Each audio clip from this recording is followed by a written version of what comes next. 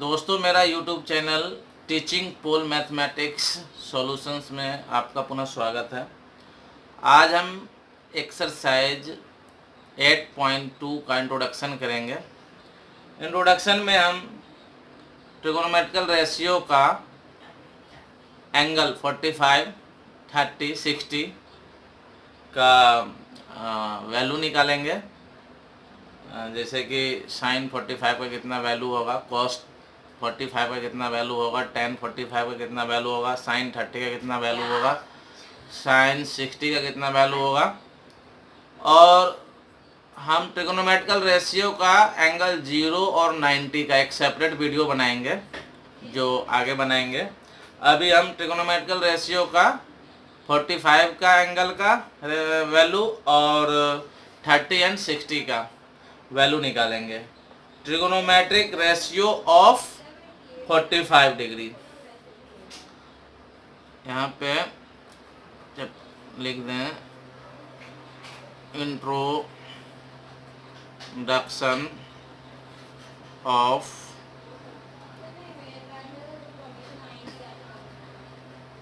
Chapter 8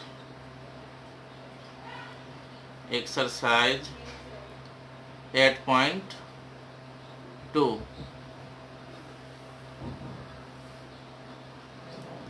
आज हम निकालने जा रहे हैं trigonometrical ratio of 45। Trigonometric ratio of 45 degree. 45 degree का जितने भी ट्रिगोनोमेट्रिक रेशियो होता है, जैसे sine, cos, tan, cosec, sec and cot, सबका निकालेंगे। तो हम सबसे पहले एक राइट एंगल ट्रायंगल लेते हैं। सबसे पहले हम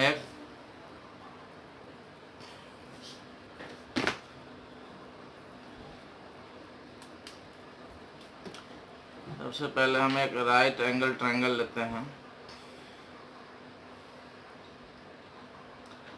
इसका नाम देते हैं ABC। इसका नाम हम देते हैं ABC,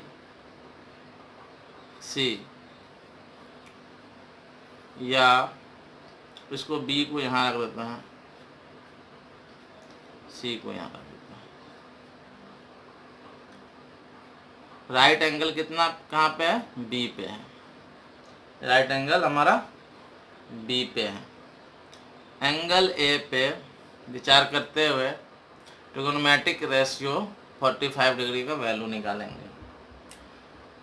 in triangle ABC,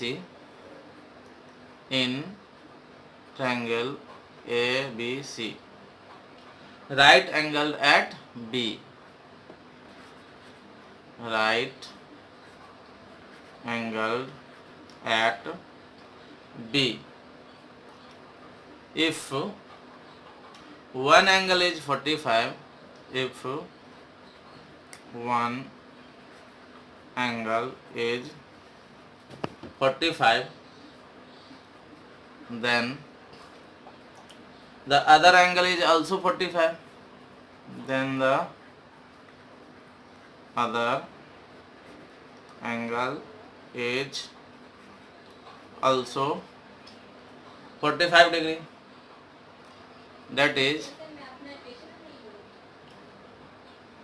angle A equal to angle C equal to 45.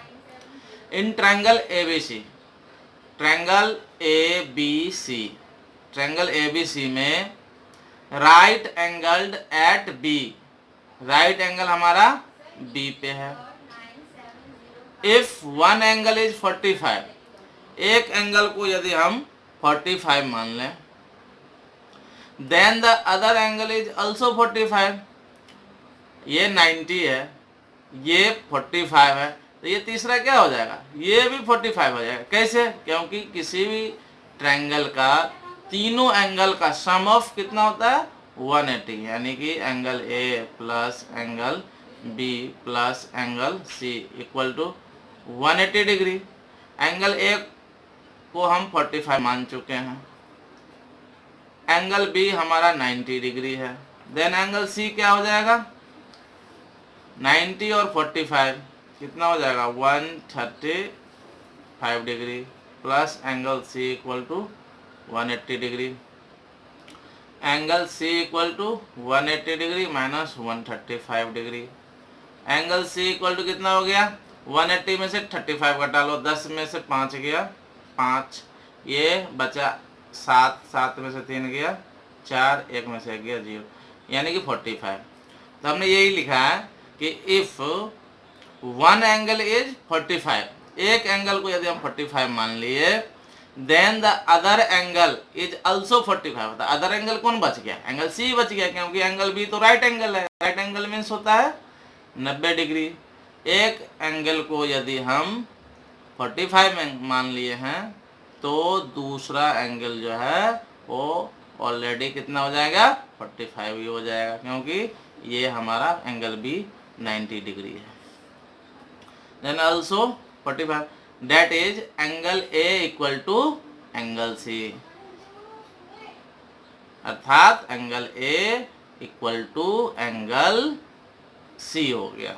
और वो कितना कितना हो गया, 45 हो गया, 90 45 45।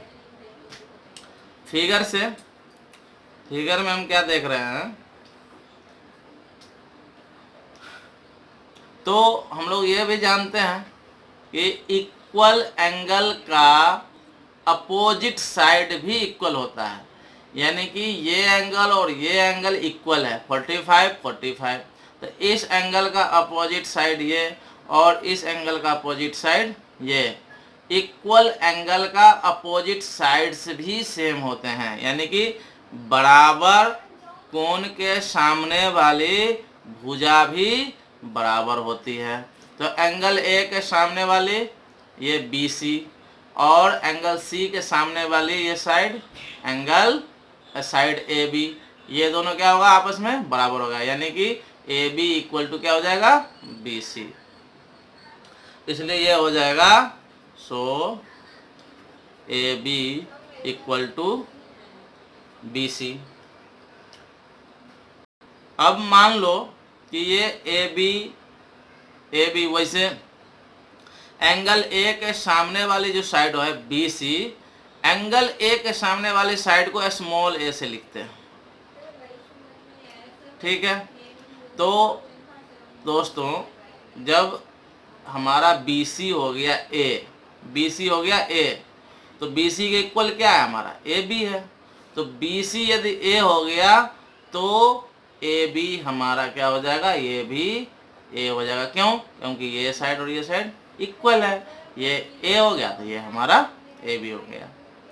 ध्यान रखना कि एंगल A के सामने का जो साइड होगा उसको स्मॉल a से लिखेंगे, और एंगल C के सामने वाली जो साइड होगा इसको स्मॉल c से लिखते हैं, और एंगल B के सामने वाला जो साइड होगा इसको स्मॉल c से लिखते हैं। क्योंकि यहाँ पे एंगल C के सामने वाला ये AB है, यहाँ पे स्मॉल c लिखना चाहिए था, हमने C नहीं लिखा है।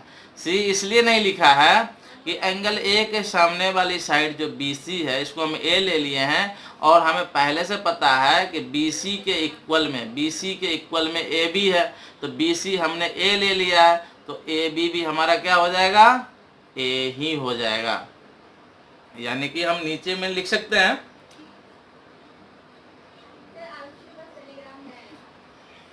Now suppose BC equal to A, then AB equal to also A। BC A हो गया तो AB भी हमारा A हो जाएगा। अब पाइथागोरस थ्योरम से हम लोग क्या जानते हैं, किसी भी राइट एंगल ट्रायंगल में पाइथागोरस थ्योरम क्या कहता है, ये हमारा H होता है, राइट एंगल के सामने वाला हाइपोटेनस होता है। तो हाइपोटेनस का स्क्वायर क्या होता है, बेस का स्क्वायर प्लस परपेंडिकुलर का स्क्वायर। तो by Pythagoras theorem Pythagoras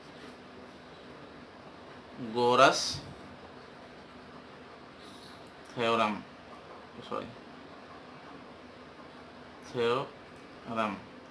by Pythagoras theorem हम लोग जानते हैं कि AC का स्क्वायर यानी कि ये H का स्क्वायर, AC का स्क्वायर इक्वल टू होगा हमारा AB का स्क्वायर प्लस BC का स्क्वायर, AB का स्क्वायर प्लस BC का स्क्वायर, AC का स्क्वायर इक्वल टू AB हमारा कितना है A है, A का स्क्वायर प्लस BC कितना है, BC हमारा A है, A का स्क्वायर, और A का स्क्वायर कितना हो जाएगा 2A स्क्वायर हो जाएगा। अब AC का वैल्यू निकालना है हमें, तो AC को इधर ही रखेंगे, स्क्वायर को इधर से उस साइड ले जाएंगे, तो जो हमारा उस साइड 2A स्क्वायर है ये हो जाएगा √2A स्क्वायर, और ये इसको लिख सकते हैं 2A स्क्वायर को हम लिख सकते हैं A गुना A। अब A मल्टीप्लाई A 2 बार है तो 2 में से 1 बाहर निकल जाएगा, तो A इसका जोड़ा तो लगा नहीं, इसका कोई पेयर नहीं है, तो ये अंदर के जैसे के तैसे हो गया, यानी कि AC जो है हमारा AC हाइपोटेनस H ये कितना निकल गया हमारा, ये AC निकल गया A√2।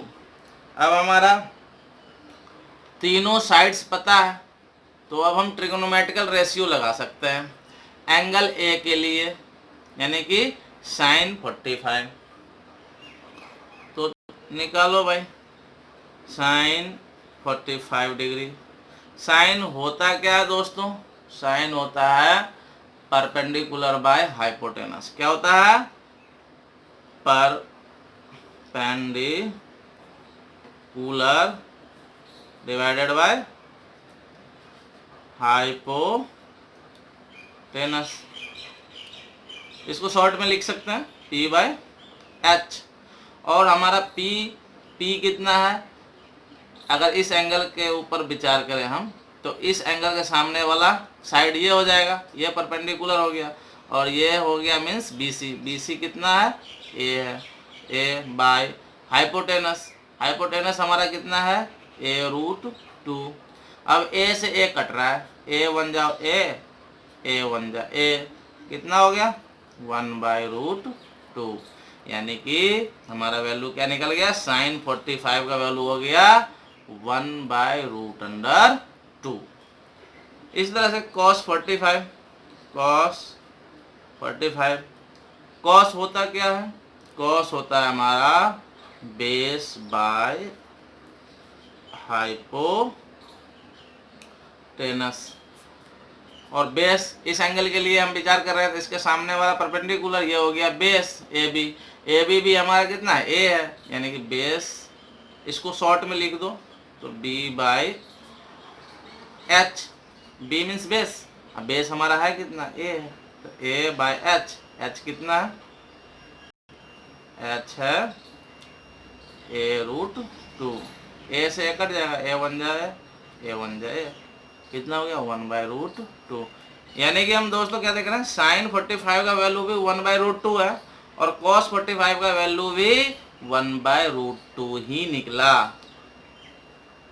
अब tan 45 ले लो, tan 45 होता क्या है, tan 45 होता है हमारा, सॉरी tan किस किस का रेशियो होता है, परपेंडिकुलर और बेस का, perpendicular whole divided by base, इसको शॉर्ट में लिख दो परपेंडिकुलर बाय बेस। अब परपेंडिकुलर कितना है, परपेंडिकुलर A है, और बेस कितना है A है, यानी कि A/A, A से A 1 जा A 1 जा A, 1 में 1 से डिवाइड करेंगे कितना आएगा 1, यानी कि tan 45 का वैल्यू आया हमारा 1।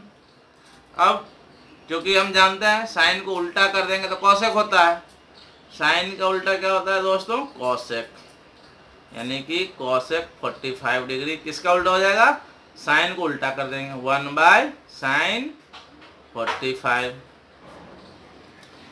तो ये 1 और ये डिवाइड का चिन्ह है ना, डिवाइड को हटा के हम अगर डिवाइड का चिन्ह डाल दें, अब साइन 45 का वैल्यू कितना है 1/√2 1। ये डिवाइड का चिन्ह हटा के अगर मल्टीप्लाई का चिन्ह लाते हैं तो ये अगला वाला क्या करता है, पलटी मारता है। तो √2/1 यानी कि 1 को √2 से मल्टीप्लाई करेंगे √2। अब अट्ठे में 1 को लिखते हैं, जरूरत नहीं है। तो cosec 45 हमारा हो गया, कितना हो गया √2। सेम cos का उल्टा क्या होता है sec, यानी कि sec 45। sec 45 किसका उल्टा होता है दोस्तों, cos का उल्टा sec होता है। तो cos को उल्टा कर देंगे 1/cos 45। cos को उल्टा कर देंगे, 1 के बट्टा में cos कर दिया मतलब cos का उल्टा क्या होता है sec। और 1 इस बाई को हम क्या लिख सकते हैं, डिवाइड। अब cos 45 का वैल्यू 1/√2 1। ये डिवाइड का चिन्ह हटा के मल्टीप्लाई का चिन्ह देते हैं तो ये पलटी मारता है, यानी कि √2/1। √2 को 1 से मल्टीप्लाई करेंगे √2 हो जाएगा, बट्टे में 1 का कुछ नहीं। सेम उसी तरह से cot 45। cot किसका उल्टा था, tan का, 1/tan 45 1। और ये डिवाइडेड बाय tan 45 का वैल्यू कितना है भाई, tan 45 का वैल्यू है 1। तो 1 डिवाइडेड बाय tan 45 का वैल्यू 1 रख दिए, तो 1 में 1 से डिवाइड करेंगे 1 आ गया। यानी कि सारे ट्रिग्नोमेट्रिकल रेशियो का हमारा वैल्यू निकल गया। साइन 45 1/√2, cos 45 भी 1/√2, tan 45 1, cosec 45। अगर हमें ये 3 का पता हो तो हमें पता है कि साइन को उल्टा कर देंगे तो cosec हो जाएगा। अब देखो साइन का वैल्यू कितना है 1/√2, तो साइन का उल्टा होता है हमारा cosec। तो cosec का वैल्यू क्या हो जाएगा, इसको उल्टा कर देंगे तो 2/1, और 2/1 बाई में 1 का कोई वैल्यू नहीं, तो ये 2 हो जाएगा। डिवाइड में 1 के लिखने की जरूरत है नहीं। उसी तरह से cos का वैल्यू हमें पता चल गया 1/√2, इसको ठीक उल्टा कर देंगे तो ये हो जाएगा sec। तो cos 45 है 1/√2, तो sec हो जाएगा √2/1, और √2/1 है तो बट्टे में 1 का कोई वैल्यू नहीं, तो ये √2 हो गया। उसी तरह से tan का उल्टा होता है cot। tan का वैल्यू 1 है, 1 को उल्टा पुल्टा सब वैल्यू बराबर होता है, तो tan 45 1, तो cot 45 भी 1 होगा। ठीक है, ठीक है दोस्तों। अब हम ट्रिग्नोमेट्रिकल रेशियो 30 एंड 60 का वैल्यू निकालेंगे। तो trigonometrical ratio of 30 degree and 60 degree.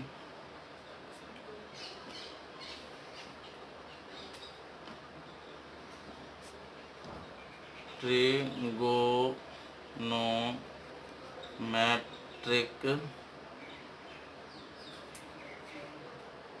Ratio of 30 degree and 60 degree.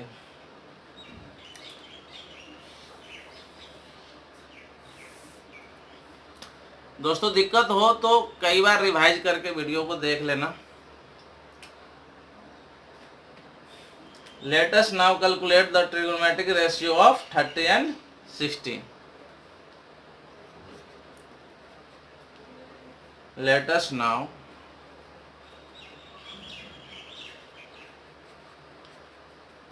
calculate the trigonometric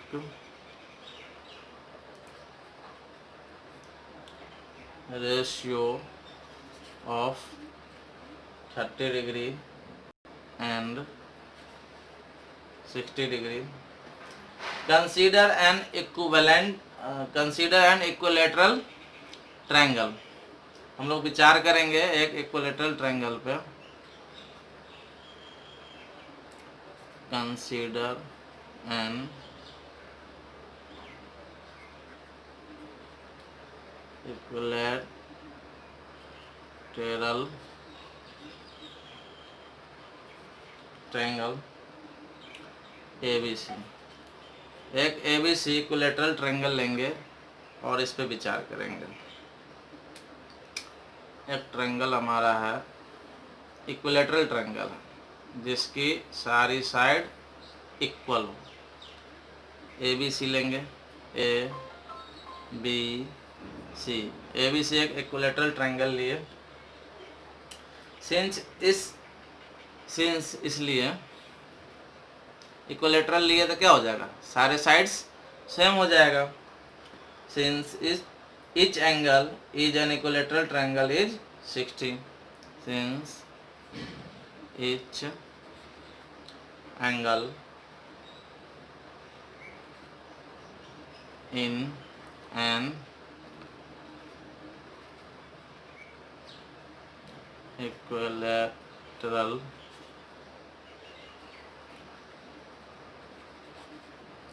triangle is 60, therefore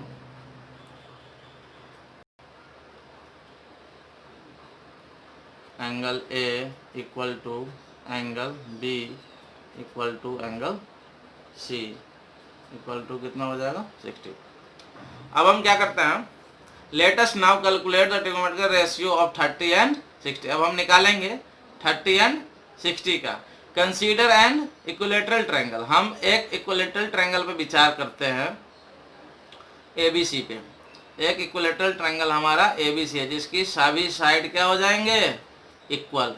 किसी भी इक्विलेटरल ट्रायंगल में सारे साइड्स क्या होते हैं, इक्वल होते हैं। यानी कि AB equal to BC equal to AC। Since each angle in an equilateral triangle is 60, सभी एंगल कितने कितने डिग्री का है, 60 डिग्री का है, सारे 60 डिग्री का है। क्यों 60 डिग्री का है, क्योंकि तीनों एंगल मिला के किसी भी ट्रायंगल में 180 डिग्री होता है। तो सारे एंगल सेम होता है इक्विलेटरल में, तो 180 को 3 से डिवाइड कर दो। 180 को 3 से डिवाइड करेंगे तो कितना आएगा, 60 आएगा। यानी कि सारे एंगल हो जाएगा 60। Therefore angle A B C, angle A angle B angle C सबके कितने कितने के हो जाएंगे, 60 डिग्री के हो जाएंगे। ड्रॉ द परपेंडिकुलर AD, एक परपेंडिकुलर AD लेंगे, एक परपेंडिकुलर लाइन A से D तक, जो BC पर D पॉइंट पे आके मिलता है। ये हम परपेंडिकुलर लिए, राइट एंगल। इसको स्टेटमेंट लिख सकते हो, draw the perpendicular AD from A to side BC। अब हम क्या कर रहे हैं, ड्रॉन कर रहे हैं। Drawn the perpendicular AD from A to the side BC। A से साइड BC पर A से D तक हम एक परपेंडिकुलर लाइन खींचे हैं। अब क्या हो जाएगा, now triangle ABD, triangle ABD ये कन्ग्रुएंट हो जाएगा किसके, इस ट्रायंगल के ACD। इसको हिंदी में बोलते हैं सर्वांगसम। ये हो गया कन्ग्रुएंट, और इसको हिंदी में बोलते हैं सर्वांगसम। सर्वांगसम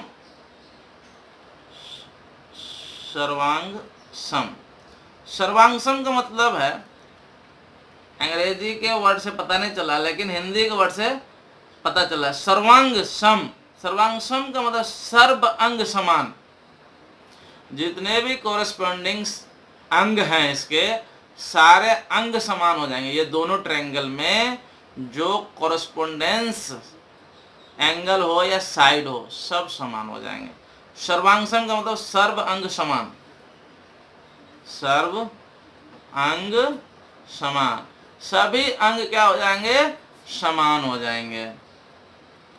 जब ये दोनों ट्रायंगल सर्वांगसम हुआ तो सर्वांगसम ट्रायंगल में यानी कि कन्ग्रुएंट ट्रायंगल में सभी कोरस्पोंडेंस साइड और सभी कोरस्पोंडेंस एंगल सेम हो जाएंगे। अब देखना ये हमारा क्या है, ये हमारा कॉमन साइड है। ट्रायंगल ए बी डी में भी ये ए डी है और ट्रायंगल ए सी डी में भी ये साइड है। तो ये दोनों साइड इक्वल है और ये ए बी इक्वल हो जाएगा ए सी के। क्यों? क्योंकि ऑलरेडी हम ये इक्वलेटरल ट्रायंगल ले रखे हैं। तो इक्वलेटरल ट्रायंगल में हमारा क्या था, तीनों साइड सेम था। हमारा इक्वलेटरल ट्रायंगल में पहले से क्या था, ए से लेके बी तक इक्वल टू ए से लेके सी तक इक्वल टू बी से लेके सी तक। ये तीनों साइड हमारा पहले से ही समान था क्योंकि हमने इक्वलेटरल ट्रायंगल लिए थे। देयरफॉर जब सर्वांगसम हो गया तो सभी कोरस्पोंडेंस साइड क्या हो जाएंगे, सेम हो जाएंगे। यानी कि ये साइड इस साइड के इक्वल हो जाएगा और ये साइड इस साइड के इक्वल हो जाएगा। तो हो जाएगा हमारा सर्वांगसम होने से यानी कि कन्ग्रुएंट होने से क्या हो जाएगा, therefore B D equal to ये डी सी या डी सी लिखो या सी डी लिख दो, D C and angle B A D, angle B A D, angle B A D equal to इस एंगल का हो जाएगा सी ए डी के। बी ए डी मीन्स ये एंगल, बी से लेकर ए होते हुए डी तक जाने वाला जो कोना बना ये एंगल, और सी ए डी मतलब ये angle, angle C A D, ये हो जाएंगे हमारे सेम। किससे हो गया, सी पी सी टी से। सी पी सी टी क्या है,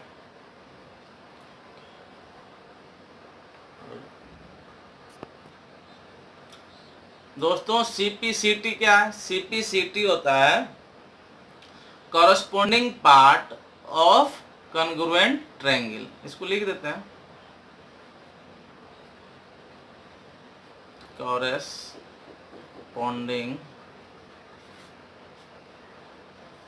parts of congruent triangle. Congruent triangle का कॉरस्पॉन्डिंग पार्ट का मतलब सेम एक जैसा दिखने वाले, ये तो हमारा हो गया कॉमन। दोनों ट्रायंगल में ये साइड हमारा ए डी क्या है, कॉमन है। अब ये बी डी किसके कॉरस्पॉन्डिंग हो जाएगा, ये डी सी के कॉरस्पॉन्डिंग हो जाएगा। यानी कि बी से लेकर डी तक और डी से लेकर सी तक, बी से लेकर डी तक और डी से लेकर सी तक, ये और ये क्या हो जाएगा हमारा सेम हो जाएगा, ये और ये हमारा सेम हो जाएगा। और कॉरस्पॉन्डिंग पार्ट में केवल साइड ही नहीं एंगल भी आता है। ये 60 ऑलरेडी पहले से था, ये 90 ऑलरेडी पहले से था। अब ये पूरा 60 था, अब ये हमारा हो जाएगा 30 और ये भी हो जाएगा हमारा 30। यानी कि ये एंगल बी ए डी और सी ए डी ये दोनों क्या हो जाएंगे, इक्वल हो जाएंगे। B A D and angle C A D ये क्या हो गया, इक्वल हो गया। नाउ हम अब क्या देख रहे हैं, अब हम लोग देख रहे हैं triangle A B D is right angle.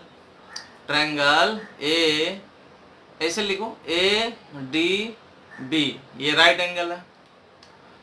हम लोग अब क्या देख रहे हैं, ऑब्जर्व क्या कर रहे हैं कि triangle A D B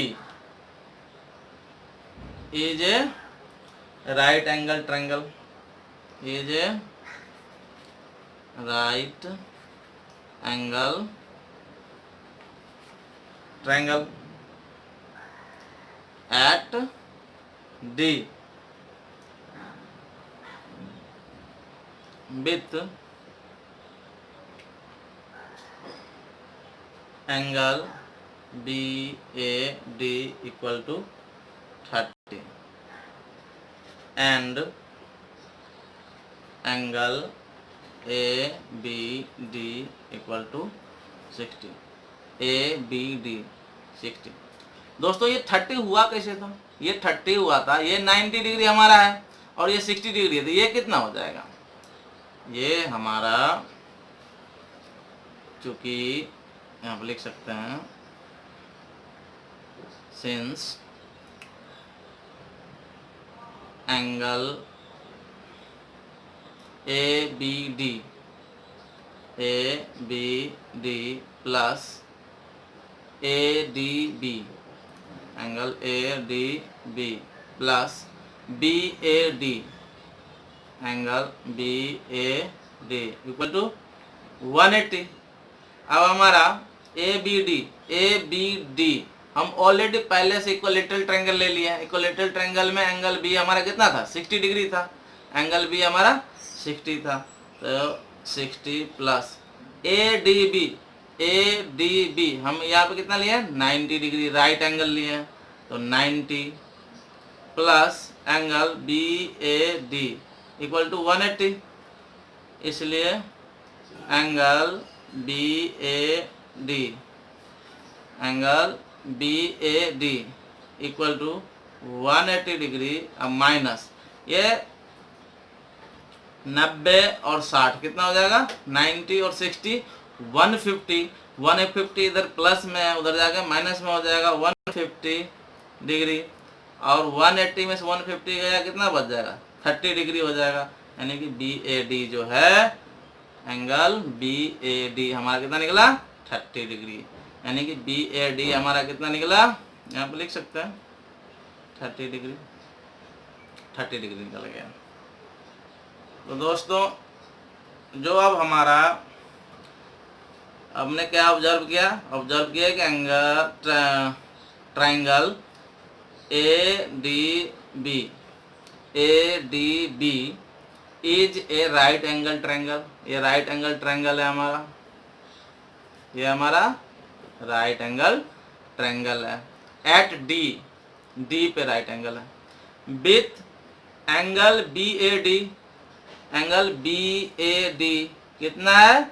30 degree. कैसे हुआ? 30 डिग्री हम यहाँ निकाल चुके हैं।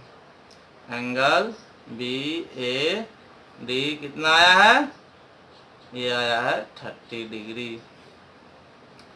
एंड ABD ये ऑलरेडी पहले से 60 डिग्री था, क्योंकि ये इक्विलेटरल ट्रायंगल था। इक्विलेटरल ट्रायंगल में सारे एंगल 60 का होता है। Angle A, angle B, angle C। Angle A means ये पूरा, एंगल B मीन्स ये पूरा, एंगल C मीन्स ये पूरा 60 डिग्री।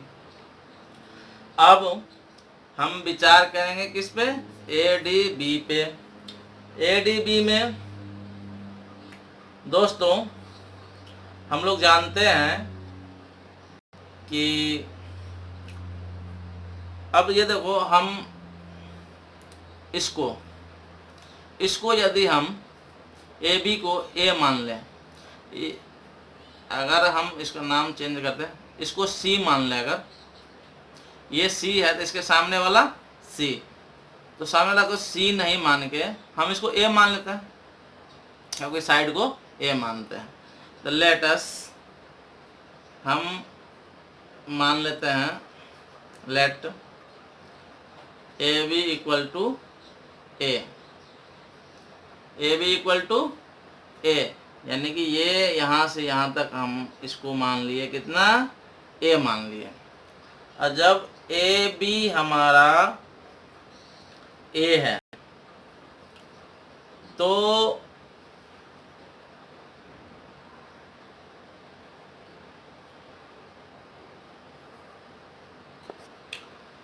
ए बी को हमने मान लिया है 2a, ए से लेके बी तक को हम मान लिए 2a, यानी कि A B equal to 2a। A B हमारा कितना है 2a। जब ए बी 2a है, जब ए बी हमारा 2a है तो ये ए सी भी कितना हो जाएगा 2a। क्यों? क्योंकि ये इक्विलैटरल ट्रायंगल है और ये 2a, तो ये 2a और ये पूरा भी क्या हो जाएगा 2a हो जाएगा, यानी कि यहाँ से यहाँ तक क्या हो जाएगा 2a हो जाएगा। तो ये और ये इक्वल है, यानी कि ये पार्ट जो है हमारा बी डी ये पूरा का क्या हो जाएगा आधा हो जाएगा। और ए बी 2a और इसलिए क्या हो जाएगा बी सी भी क्या हो जाएगा 2a, ए सी भी हो जाएगा हमारा 2a, क्योंकि ये ऑल आर क्या है इक्विलैटरल ट्रायंगल का साइड है, ये पूरा इक्विलैटरल ट्रायंगल का साइड है। तो ये 2a, तो ये 2a, ये 2a, तो हम बी डी क्या हो जाएगा बी से लेकर डी तक ये पूरा का आधा पार्ट है ये, यानी कि हमारा बी डी हो जाएगा ये पूरा का आधा। पूरा हमारा कितना है बी सी है, बी सी, तो बी सी का आधा हो जाएगा। ये पूरा का आधा हमारा पार्ट ये है, तो बी से लेकर डी तक क्या हो जाएगा पूरे डिवाइडेड बाय 2, तो बी सी डिवाइडेड बाय 2। अब बी सी हमारा कितना है 2a, तो 2a बाय 2, 2 से 2 कट गया, कितना निकल गया बी डी ए निकल गया। जब बी डी ए निकल गया तो बी डी किसके बराबर है डी सी के, ये जो हमारा बी डी है ये किसके बराबर डी सी के। जब ये ए निकल गया तो ये भी क्या हो जाएगा हमारा ए हो जाएगा, यानी कि ये पूरा 2a, तो ये a और ये a, क्योंकि आधा आधा दोनों इक्वल इक्वल था, तो ये हो गया। अब हम पाइथागोरस थ्योरम से जानते हैं इस ट्रायंगल में। अब ये ट्रायंगल को हम अलग बनाते हैं, ए डी बी में हमारा ये कितना है राइट एंगल है 90 डिग्री है, ये हमारा कितना है 30 डिग्री और ये हमारा कितना है 60 डिग्री, 60, 30 एंड 90। अब हम पाइथागोरस थ्योरम लगाते हैं। पाइथागोरस थ्योरम में राइट एंगल के सामने वाला ये क्या होता है h, और यदि इस एंगल पर विचार करेंगे तो इसके सामने वाला हमारा हो जाएगा p और ये हमारा हो जाएगा b। अभी अगर 60 पे विचार करें तो हम, और ये था कितना कितना था, ये हमें h हमें पता है, ये h जो है a से लेकर b तक हमें पता है कितना, हमने लिए हैं 2a मान लिए हैं, और b से लेकर d तक हमारा निकला है a। ये नहीं पता है परपेंडिकुलर, तो परपेंडिकुलर निकालने के लिए हम लगा सकते हैं फार्मूला पाइथागोरस फार्मूला।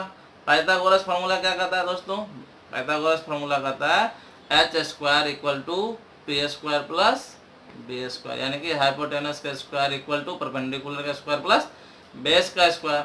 और ये हाइपोटेनस का स्क्वायर h हमें पता है 2a हमने मान लिया है, तो 2a का square equal to p square, ये तो हमें पता ही नहीं है, तो p square plus b square, अब b हमें पता है a, ये हो जाएगा a स्क्वायर।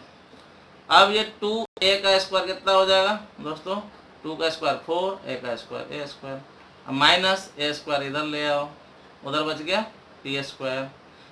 4a स्क्वायर में से 1a स्क्वायर घटे निकलेगा दोस्तों, तो ये 4a square minus a square कितना हो जाएगा 3a square equal to p square. अब इधर से स्क्वायर हटा लो तो इधर आएगा root under 3a square equal to p हो गया। अब 3a स्क्वायर क्या होता है a multiply by a equal to p, और इसका क्या लग गया पेयर लग गया, जोड़ा लग गया, तो जोड़े में ये जब जोड़ा लग जाता है तो वो रूट से बाहर आ जाता है, तो ये कितना हो जाएगा a root 3 equal to p, यानी कि p हमारा निकल गया, p का वैल्यू a रूट 3, यानी कि ये पता चल गया हमें A√3। AB का वैल्यू, AD का वैल्यू हमें पता चल गया, AD का वैल्यू हमें पता चल गया, A से लेकर D तक कितना है, A√3 है। BD पता ही है हमें और ये पता ही है। अब हम कोई भी ट्रिग्नोमेट्रिकल रेशियो निकाल सकते हैं, तो हम निकालेंगे sin 60, क्योंकि इस एंगल पर विचार कर रहे हैं, इस एंगल पर विचार करेंगे तो इसके सामने वाला P हो जाएगा। साइन क्या होता है हमारा दोस्तों, परपेंडिकुलर बाय हाइपोटेनस, और परपेंडिकुलर ये A से लेकर D तक कितना निकला है, ये है हमारा A से लेकर D तक। P क्या था, A से लेकर D तक की दूरी थी, तो AD निकला है A√3, यानी कि P निकला है A√3 डिवाइडेड बाय H कितना है 2A। अब ये A से A गया, बचा कितना दोस्तों, √3/2, यानी कि sin 60 का वैल्यू कितना आया, √3/2 आया। सेम cos 60 का वैल्यू निकाल लो, cos 60 क्या होता है, B/H, B means base, H means hypotenuse. B दोस्तों हमें इस एंगल के लिए ये P हो गया, तो इसका एडजेसेंट B है, यानी कि ये B कितना है, A, B का value A whole divided by H का वैल्यू कितना है 2A, ये A से A बन जाए A बन जाए, कितना आया 1/2, यानी कि cos 60 का वैल्यू आया 1/2। सेम tan 60 tan होता क्या है, P/B, और 60 यानी कि इस एंगल पे P हो जाएगा ये और B हो जाएगा ये, तो P का वैल्यू कितना है A√3 डिवाइडेड है B हमारा कितना है A है, A से ये गया √3, यानी कि tan 60 का वैल्यू आया √3। सेम इसी तरह से साइन का उल्टा कोसेक होता है, तो साइन को उल्टा कर देंगे तो कोसेक का वैल्यू हो जाएगा, यानी कि अगर इसको हम यहाँ पे छोटे वाले एरिया में लिख दें,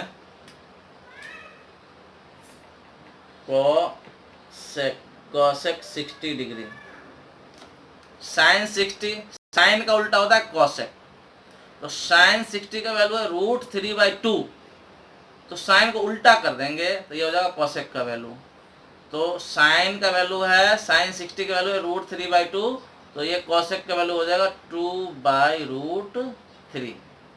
कॉस का उल्टा होता है सेक, तो सेक 60 का वैल्यू क्या हो जाएगा, cos 60 का वैल्यू है 1/2, इसको उल्टा कर देंगे तो 2/1 हो जाएगा, 2/1 मीन्स 2। और tan का उल्टा होता है cot, तो cot 60 का वैल्यू, tan 60 का वैल्यू कितना है √3, इसको उल्टा कर देंगे तो इसको बट्टे में कितना है, कुछ नहीं है, एक मान सकते हैं, 1/√3 हो जाएगा, यानी कि cot 60 का वैल्यू हो जाएगा 1/√3। दोस्तों ये हमारा इंट्रोडक्शन था 8.2 का, ये हाफ इंट्रोडक्शन है। हाफ इंट्रोडक्शन चूँकि वीडियो काफ़ी बड़ा हो गया, हाफ इंट्रोडक्शन अब अगले वीडियो में करेंगे। इसको दोस्तों बार बार देख के बार बार समझने का प्रयास करें, ठीक है, बार बार समझने का प्रयास करेंगे। समझ में नहीं, एक बार में समझ में नहीं आया दूसरी बार में समझेंगे, दूसरी बार में नहीं समझ में तीसरी बार समझेंगे। वीडियो को बार बार प्ले करके देखने से समझ में आ जाएगी बात। यदि दोस्तों कहीं भी समझने में कोई प्रॉब्लम होती है तो आप कमेंट में ज़रूर बताएं, जिससे कि हम उसको फिर से बढ़िया से कोई वीडियो बना के आपको समझा सकें। Thank you.